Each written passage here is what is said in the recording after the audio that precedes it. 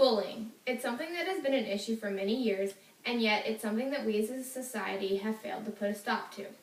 Most think that the only effect bullying has is on the victim, but that's not entirely true.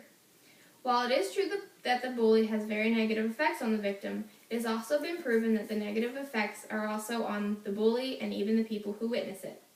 Bullying needs to be put to a stop mainly because of the effects it has on the people who are being bullied.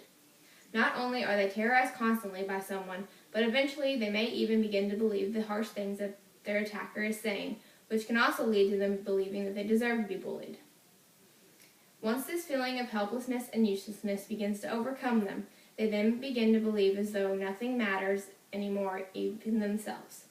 These strong feelings can then lead to the victim having long-term mental health issues, including thoughts of suicide, the desire to injure oneself, and becoming antisocial or depressed. Needless to say, in the case of bullying, all of the negative, life-threatening effects are placed upon the victim. So how could this act of bullying have effects on the attacker and the victim?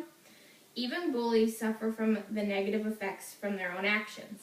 Usually a person begins bullying at a young age, about whenever they are sent to middle school.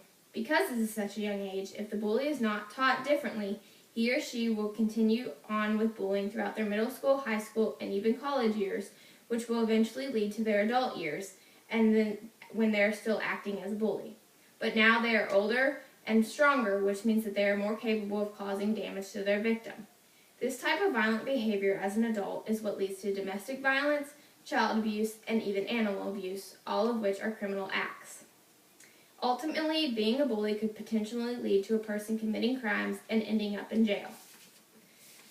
Then there are those who are not subjected to bullying, nor are they the ones who are doing the bullying. These people are the ones who witness it being done. Specifically, what I'm talking about here are children witnessing their parents being a bully.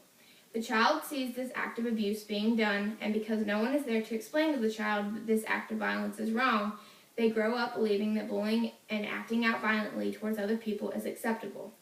Then the children go to school and deal with their problems by acting out violently, thus only beginning the cycle of bullying all over again. The cycle of bullies is something that has gone on for years, and now is the time when steps need to be made to put an end to it.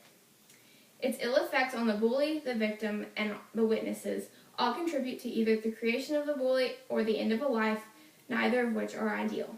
While the victim is arguably the most damaged by the attacker, the bully and the witnesses are also the ones who will carry on the act of violence, which is why the entire idea of bullying needs to be terminated.